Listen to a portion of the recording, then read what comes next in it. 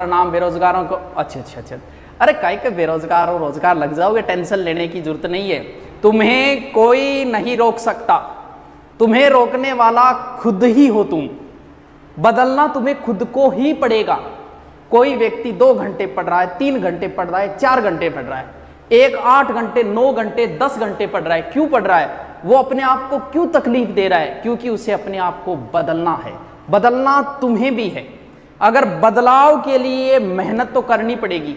10 घंटे, 11 घंटे, कितनी तकलीफ होती होगी? हाँ भैया होती है। तो ये तकलीफ तो आपको सहन करनी पड़ेगी।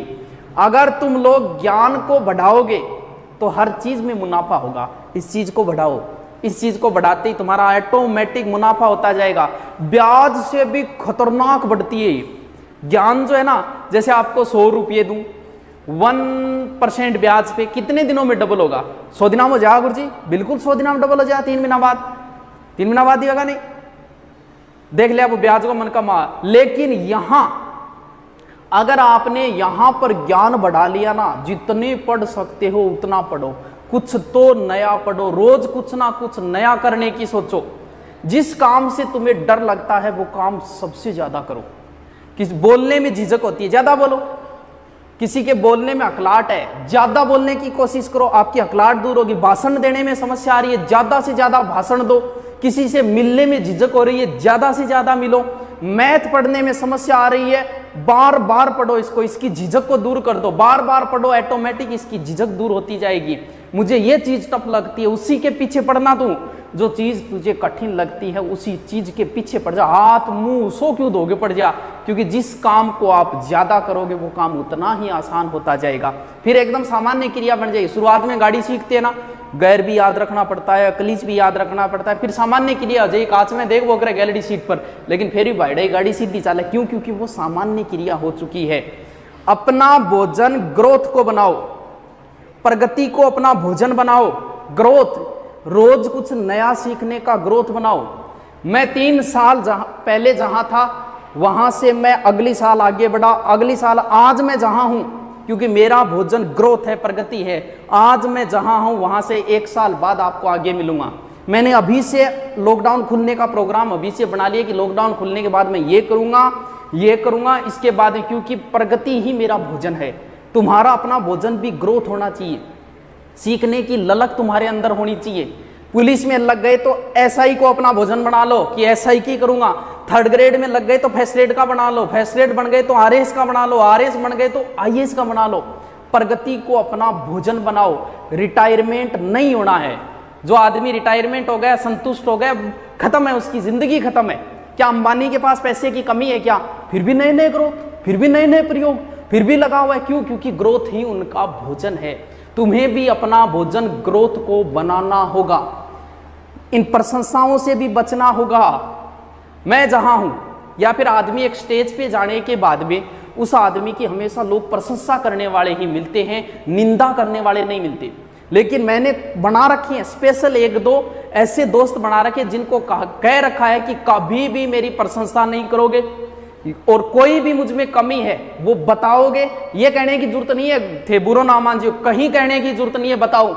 जैसे किसी ने मुझे कहा, सर आप बुकों बोलते हो, बुक्स को। अरे यार कितनी जोर की बात बताई, तू तो गुरु है मेरा। आज के बाद बुक्स बोलेंगे, बुकों को नहीं पता। टीचरों बोल देता हूं, टीचर्स को। अरे जो चीज मैंने सीखी है अपने आप में सुधार करो। कल से बेहतरीन करना है, आज कुछ नया सीखना है। भले ही शब्द सुधारी हो, कुछ भी हो।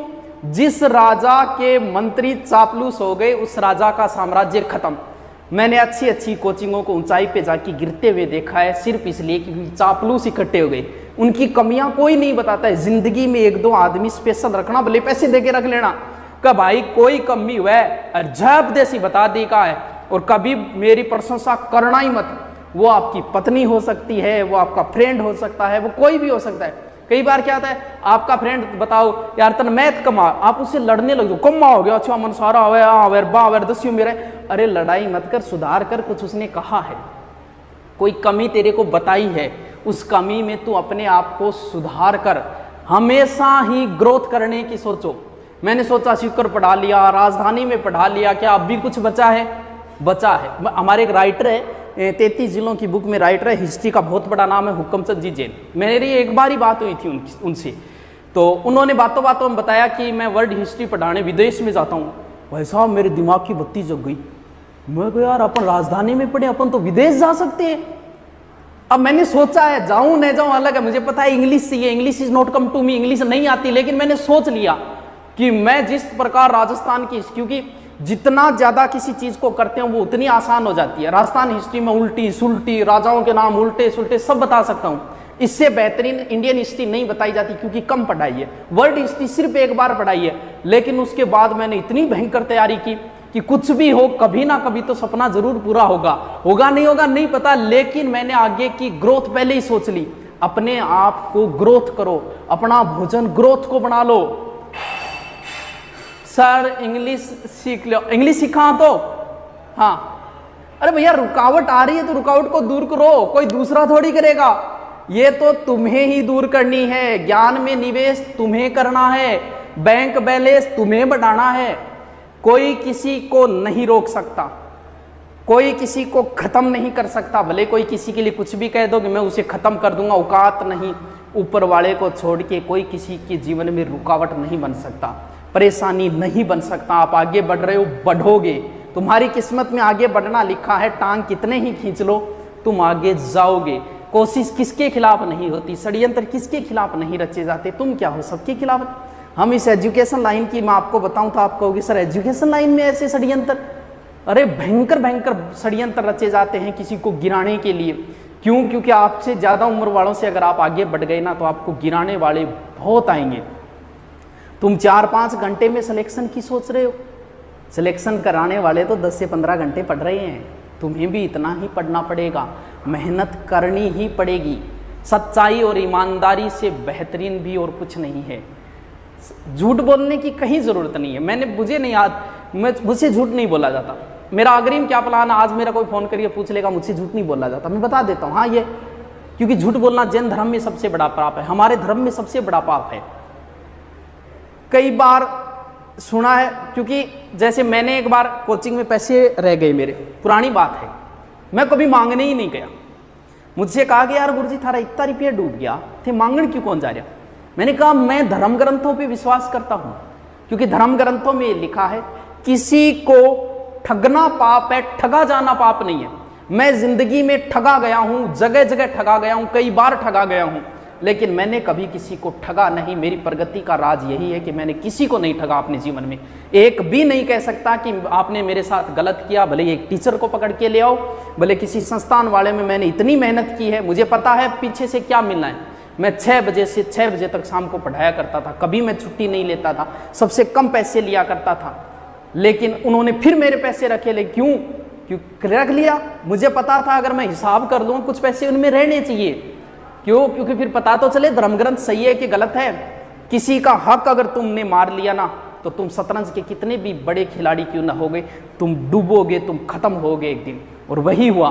तभी तो मैं लेने में कुछ पड़े रहने दे यार, डूबेंगे कैसे।